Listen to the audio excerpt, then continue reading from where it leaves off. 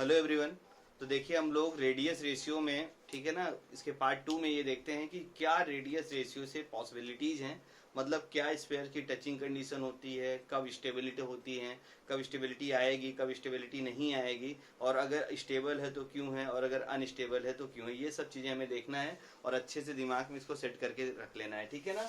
तो देखिए मान लो आपका पहला केस ऐसे हमने पढ़ा था रेडियस रेशियो में, याद करिए, अगर रेडियस रेशियो 0.155 से कम हो तो क्या है आपका, देखिए मैंने एनायन को बड़े साइज से बड़ा स्पेयर और केटाउन को छोटे स्पेयर से बना के आपको दिखा दिया है।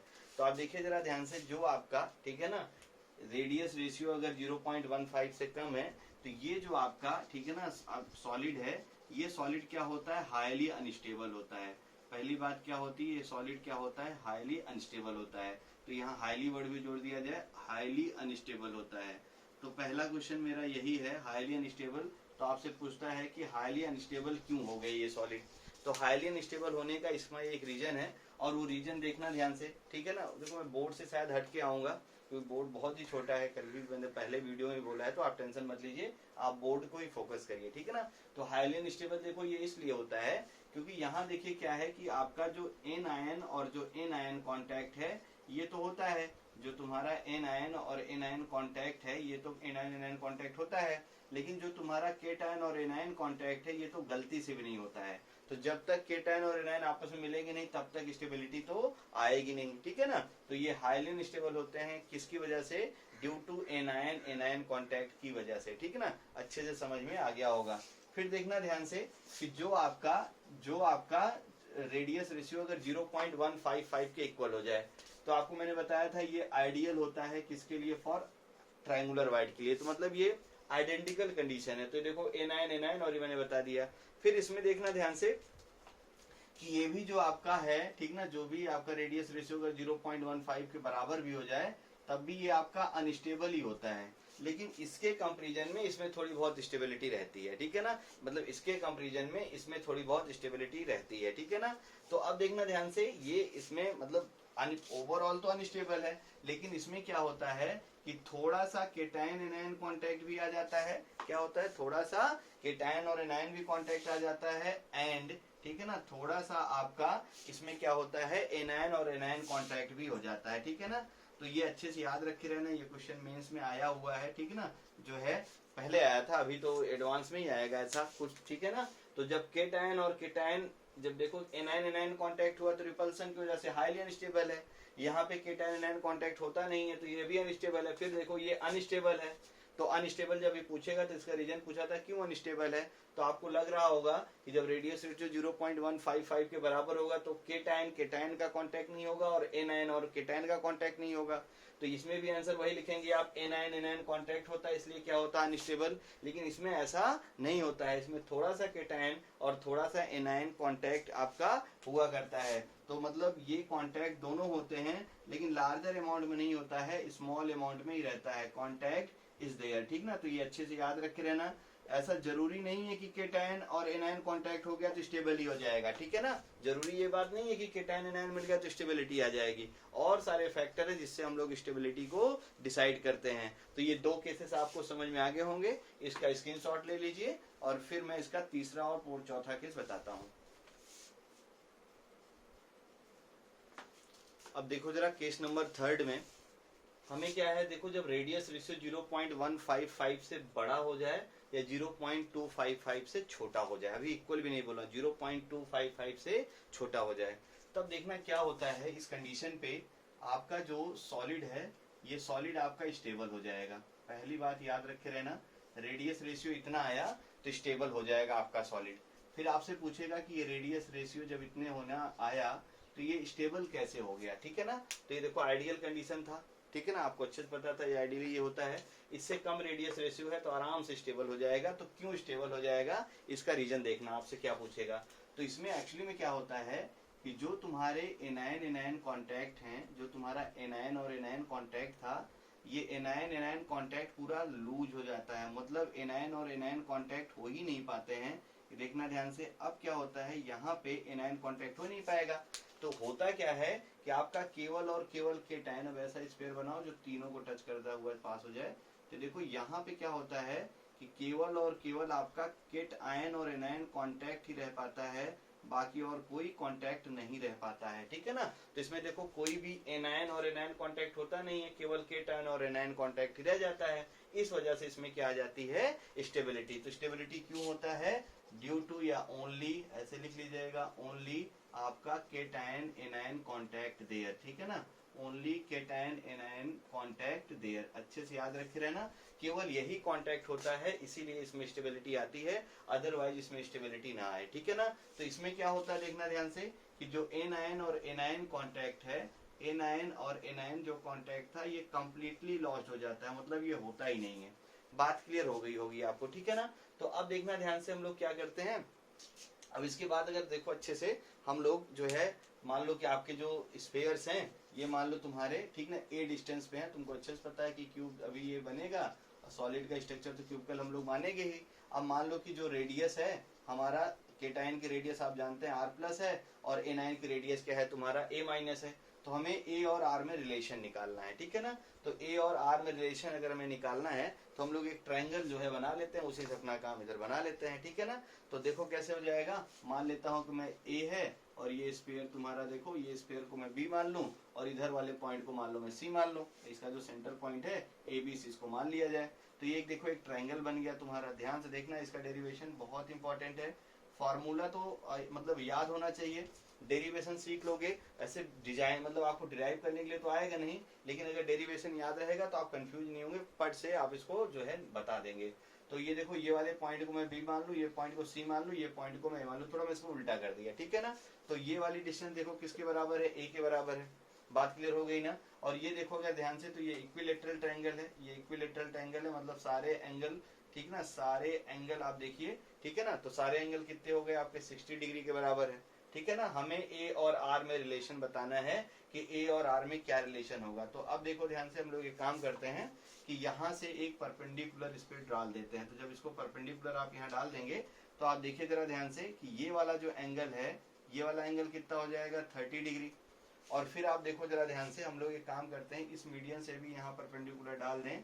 तो मान लो ये तुम्हारा जहाँ इधर कट गया ये पॉइंट डी है, और यहाँ जो ये कट कर रहा है तो ये पॉइंट मान लो ई है। तब आपको अच्छे से पता है कि ये जो मीडियंस होती हैं एक दूसरे को 2:1 के रेशियो में डिवाइड करती हैं। किसके रेशियो में डिवाइड करती हैं, 2:1 के रेशियो में अब ये अपना डिवाइड करती हैं, ठीक है। तो अब देखना ध्यान से, ये भी साइड ए है, ये भी साइड ए है, और ये भी साइड ए है। हमें ए और आर में रिलेशन देखना है, तो आप अच्छे से देखिए जरा ध्यान से, अगर हम लोग यहाँ पे जो है cos 30 लगा दें, क्या लगा दें आपका cos 30, देखना ध्यान से। तो cos 30 अगर यहाँ से लगा दो तो cos 30 आप अच्छे जानते हैं क्या हो जाता है, पाकिस्तान भूखा प्यासा, यही तो था, पाकिस्तान भूखा प्यासा, और क्या था, हिंदुस्तान हरा भरा।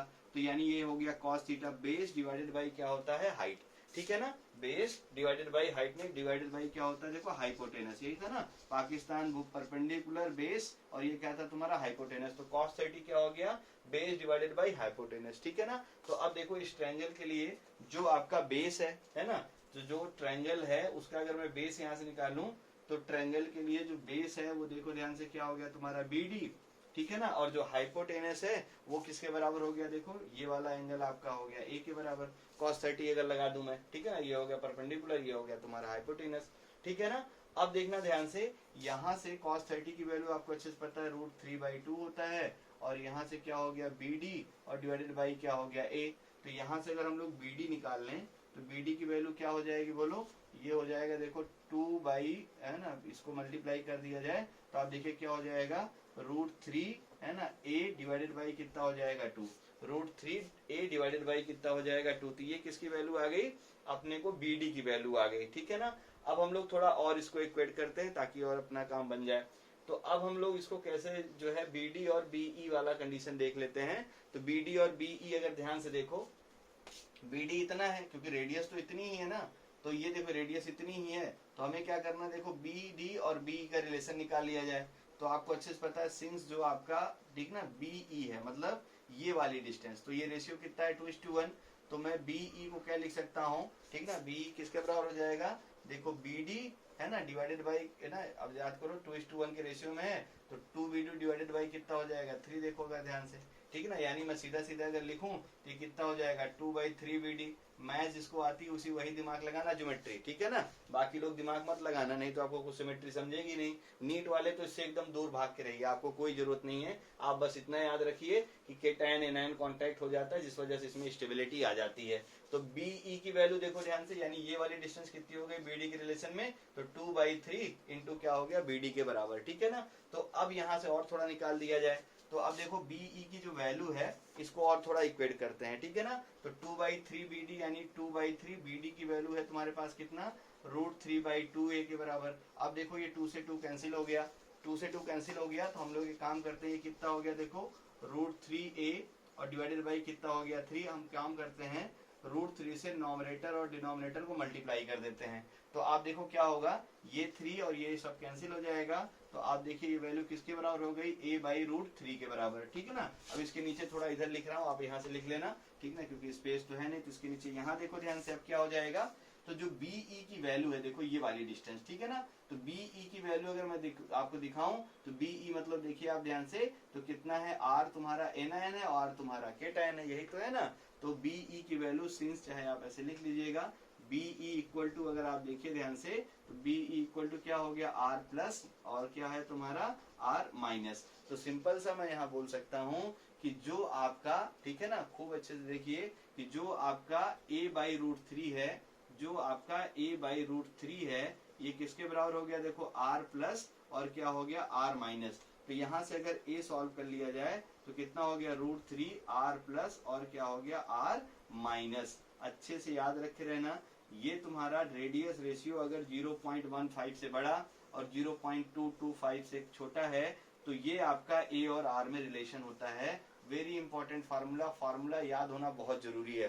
फार्मूला अगर याद होगा तो न्यूमेरिकल अपने लिए बहुत अच्छे से आ जाएगा। और एक बात हमेशा याद रखो, कभी भी आपसे पूछे, इसी के नीचे और लिखिएगा स्टार बना के, आपसे जब भी पूछे कि जरा टचिंग कंडीशन बताओ, ठीक ना, तो टचिंग कंडीशन अच्छे से याद रखो। सर्किल का जब टचिंग कंडीशन आप निकालते थे तो टचिंग कंडीशन के लिए आपको याद अगर है सर्कुलर, अगर सर्किल आपको याद हो तो A इक्वल टू क्या होना चाहिए था 2R। A इक्वल टू क्या होना चाहिए था 2R। तो टच ये तभी करेंगे जब A इक्वल टू क्या हो जाएगा 2R माइनस, ठीक है ना, क्योंकि जब स्पेयर की साइज जो बड़े वाले हैं ये आपस में टच करेंगे तो A की वैल्यू किसके बराबर हो जाएगी 2R के बराबर हो जाएगी।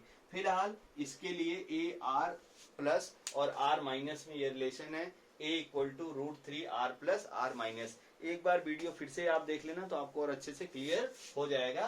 तो इसका स्क्रीनशॉट ले लीजिए, अच्छे से नोट कर लीजिए।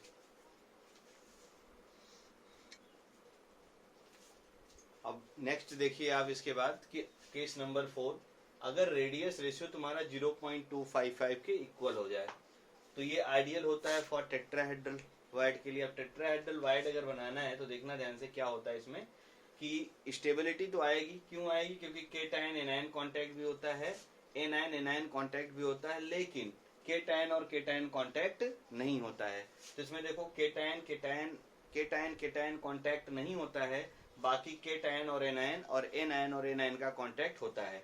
अब इसमें देखो कैसे प्लेस्ड होते हैं आपके स्पेयर, पहले उसकी बात की जाए तो उसकी बात यहाँ से समझना कि अलोंग फेस डायगोनल है ना। अभी अलोंग फेस डायगोनल हम लोग बात करते हैं तो तुम्हें ऐसा अच्छे से पता है फेस डायगोनल क्या होता है।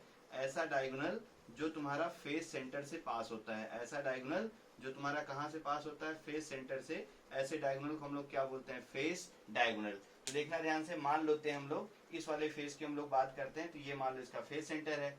तो क्या बोल रखा है देखो, यानी फेस डायगोनल आपका ये वाला फेस डायगोनल है, इसको मैं खींच के दिखा दे रहा हूँ, आप डायग्राम बना भी लेना, ठीक है ना। तो 1 एनायन कहाँ होता है एट फेस सेंटर, तो चलो 1 एनायन होता है तुम्हारा फेस सेंटर पे और 2 एनायन कहाँ होते हैं कॉर्नर पे। 1 एनायन यहाँ होता है और 1 एनायन क्या होता है यहाँ पे होता है, ठीक है ना, समझ में आ गया होगा।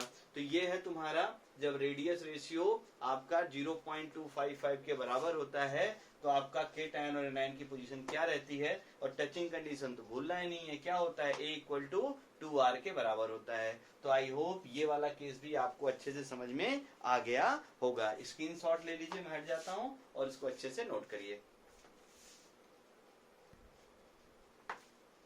इसके बाद देखिए आप केस नंबर 5। तो केस नंबर 5 में आप देखिए जरा ध्यान से, जब आपका रेडियस रेशियो 0.255 से बड़ा हो, 0.44 से छोटा हो। तो इसमें क्या होता है, केवल और केवल केटायन और एनायन कांटेक्ट होता है, और एनायन और एनायन कांटेक्ट कंप्लीटली लॉस्ट हो जाता है। तो ये जो कंडीशन होती है, इसमें जो केटायन है वो कहाँ रहता है, देखो टेट्राहेड्रल वाइड पे रहता है, और किस डिस्टेंस पे रहता है, √3/4 ए डिस्टेंस पे, ठीक है ना। और क्या होता है, at corner and touch atom at the corner. तो ये कॉर्नर पे और जो टचेज एटम रहते हैं वो कॉर्नर पे ही रहते हैं, इसके अलावा और कहीं नहीं जाने वाले हैं। तो टचिंग कंडीशन इसमें देखो क्या हो जाती है, टचिंग कंडीशन इसमें ये हो जाती है कि R इक्वल टू, ये आपका देखो √3/4 है, क्योंकि टेट्राहेड्रल वाइड में आपने पढ़ा था, देखो डिस्टेंस अगर याद हो तो। और यहाँ से अगर सॉल्व कर लो तो एक की वैल्यू क्या हो जाएगी, 4/√3 R प्लस R माइनस। इसके एग्जाम्पल भी आपको पता है, जिंक सल्फाइड, कैल्शियम फ्लोराइड और सोडियम ऑक्साइड। तो ये हो गया केस नंबर 5। केस नंबर 6 में आइए। R अगर रेडियस रेशियो 0.414 हो गया तो तुम्हें अच्छे से पता है आइडियल कंडीशन है। इसमें क्या होगा, केटायन एनायन कांटेक्ट और एनायन कांटेक्ट दोनों होगा, और √2a इक्वल टू क्या हो जाएगा, देखो 4R। अब यहाँ से a अगर सॉल्व कर लो तो a की वैल्यू क्या हो जाएगी, ठीक ना, आपका 2√2R।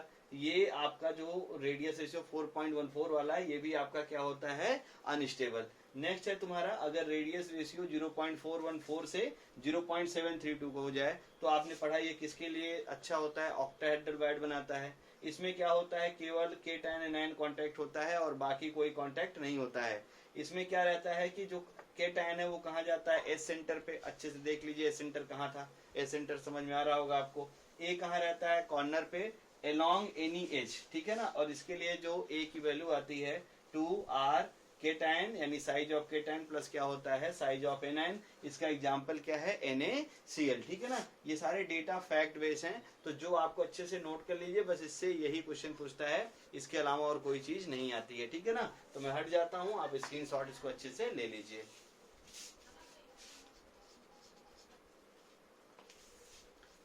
अब देखिए जरा, इस रेडियस रेशियो के पॉसिबिलिटीज का जो लास्ट पार्ट है वो ये है। केस नंबर 8 में देखिए ध्यान से, अगर रेडियस रेशियो आपका 0.732 के बराबर हो जाए तो ये होता है ideal condition for cubical voids, ठीक है ना।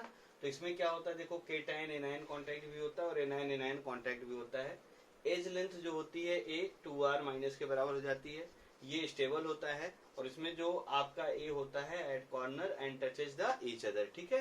क्लियर हो गया होगा आपको ये। केस नंबर 9 आपके लिए बहुत इंपॉर्टेंट है। तो जब रेडियस रेशियो 0.732 से बड़ा और 1 से छोटा हो, इसमें क्या होता है, ओनली केटायन एनायन कांटेक्ट होता है। ये कांटेक्ट याद रखो, कांटेक्ट खूब पूछता है। स्टेबल भी होता है, और इसमें एटम रहते कहाँ हैं, अलोंग बॉडी डायगोनल रहता है cation, and at body centre क्या रहता है, एनायन। और जो होते हैं, आप एज्यूम कर लीजिए, कॉर्नर पे क्या हो गए तुम्हारे केटायन, और एनायन कहाँ चला गया, बॉडी डायगोनल पे। ये आपस में टच करते हैं, तो जब ये टच करेंगे तो देखो कॉर्नर से R माइनस, कॉर्नर से R माइनस, बॉडी डायगोनल में केटायन आ गया, तो उसका कितना आ गया, 2R। और बॉडी डायगोनल की लेंथ क्या होती है, √3 है। तो √3 इक्वल टू क्या हो गया, R minus plus 2R plus क्या हो गया, R माइनस। सॉल्व कर लीजिए तो की वैल्यू क्या हो गई, 2/√3 R प्लस R। और इसका एग्जाम्पल आप बहुत अच्छे से जानते हैं, सीजियम क्लोराइड। तो पॉसिबिलिटीज ऑफ रेडियस रेशियो का पार्ट हो गया एंड, यानी रेडियस रेशियो दो आपको मैंने 2 पार्ट में करके पढ़ाया है, रेडियस रेशियो पार्ट 1 और रेडियस रेशियो पार्ट 2। इसके अगले पार्ट में हम लोग ये पढ़ेंगे कि जो आपका, ठीक है ना, जो आपके आयनिक सॉलिड होते हैं उनका स्ट्रक्चर कैसे होता है, ठीक ना, उनका स्ट्रक्चर कैसे होता है, किन किन टाइप के स्ट्रक्चर्स होते हैं, ये सब हम लोग इसके अगले पार्ट में पढ़ेंगे। तो यहाँ तक के लेक्चर को अच्छे से एक बार और रिवाइंड करके देख लीजिए, नोट्स प्रॉपर बना लीजिए, और टचिंग कंडीशन और जो A और R का रेशियो, जो A और R का रिलेशन है, और वो आपके लिए सबसे इंपॉर्टेंट, और एग्जाम्पल भी साथ साथ में, जो एग्जाम्पल मैंने लिख रखे हैं बस उतने ही कर लो, उतना ही सफिशियंट है आपके लिए।